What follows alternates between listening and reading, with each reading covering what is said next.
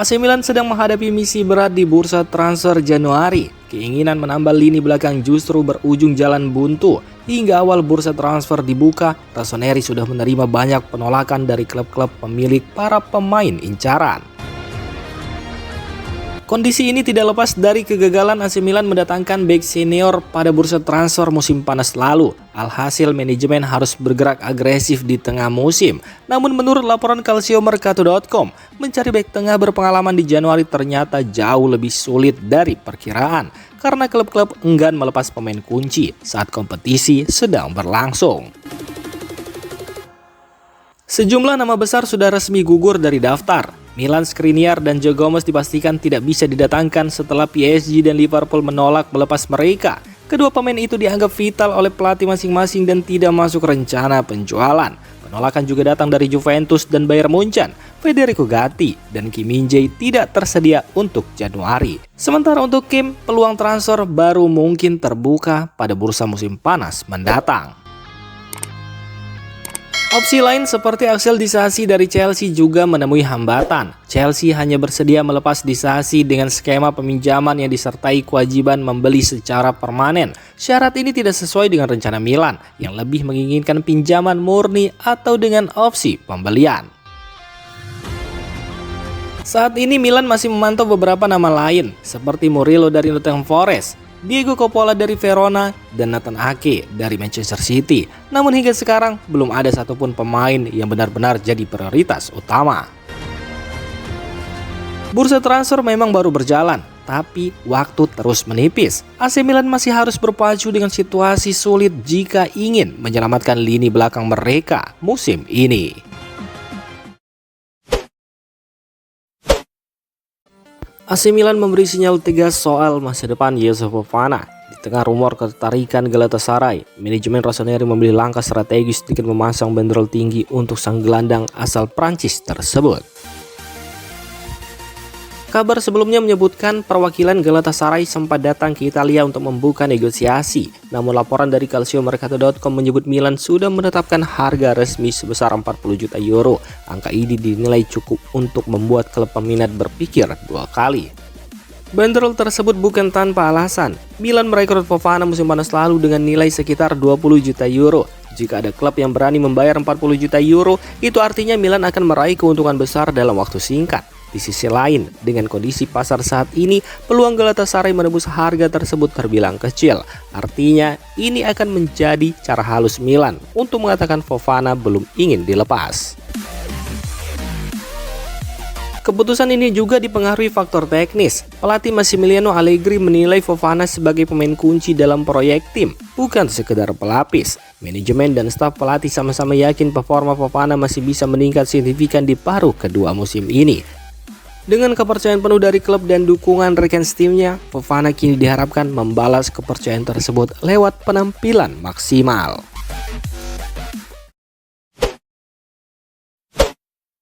Rencana AC Milan mendatangkan Leon Goretzka mulai memasuki fase krusial. Ketertarikan Rossoneri terhadap gelandang Bayern Munchen itu kini dibarengi dengan detail penting soal tuntutan gaji sang pemain.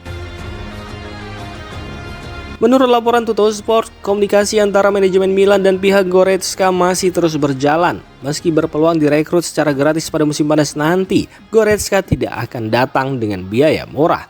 Pemain berusia 31 tahun itu disebut meminta gaji sekitar 7 juta euro bersih per musim. Angka tersebut setara dengan gaji Rafael Leao dan tawaran kontrak baru untuk Mike Mignon. Jika dipenuhi, Goretzka otomatis akan masuk jajaran pemain dengan bayaran tertinggi di Milan. Direktur olahraga Iglitari tengah mengupayakan transfer ini sebagai langkah strategis ala perekrutan pemain senior bermental juara. Goretzka dinilai punya nilai lebih dari segi pengalaman setelah meraih 16 trofi selama 7,5 tahun bersama Bayern Munchen. Selain itu, perannya dibayar juga mulai menurun sejak tim ditangani Vincent Kompany. Kondisi ini membuat Goretzka membuka peluang untuk mencari tantangan baru di luar Jerman. Pelatih Massimiliano Allegri juga melihat Goretzka sebagai sosok penting untuk mengangkat mental dan kualitas tim, terutama dalam persaingan dengan Inter dan Napoli. Namun di sisi lain, manajemen Milan masih harus berpikir matang. Apakah harus memberi gaji secara Leo kepada pemain berusia 31 tahun benar-benar keputusan yang tepat? Masa depan Mike Maignan kembali menjadi sorotan di AC Milan. Dengan sisa kontrak tinggal 6 bulan, proses perpanjangan kontrak kini tersendat di tahap negosiasi komisi agen.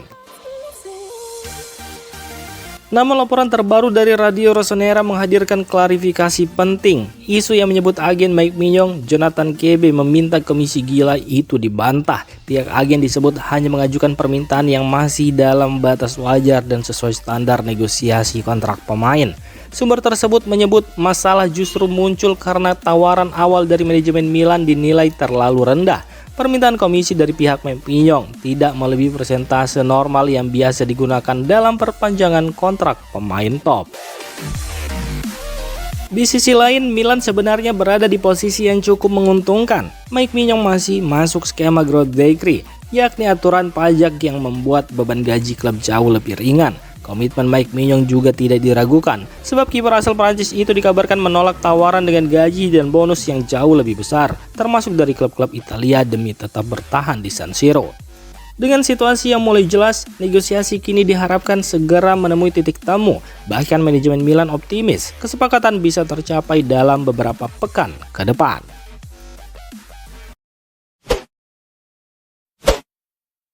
Adrien Rabiot kian menguatkan statusnya sebagai salah satu transfer terbaik Serie A musim ini. Dibeli dengan harga di bawah 10 juta euro, gelandang asal Prancis itu menunjukkan kelasnya sebagai pemain berpengalaman.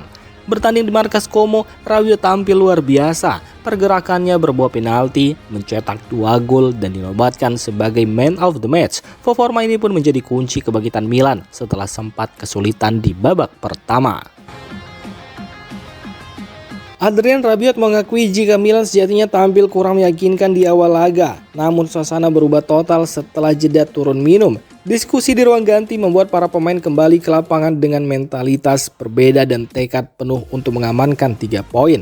Rabiot juga menyoroti peran besar kiper Mike Maignan yang tampil solid di bawah Mister Gawang.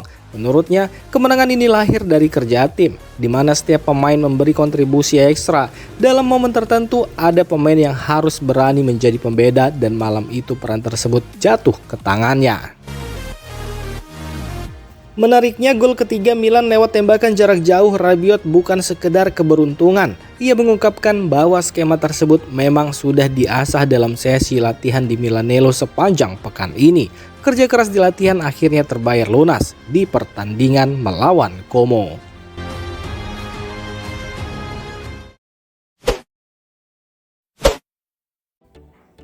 Demikian informasi dunia sepak bola terupdate hari ini. Untuk kamu yang gak mau ketinggalan seputar informasi sepak bola Eropa, silahkan like, subscribe, dan share video ini. Terima kasih.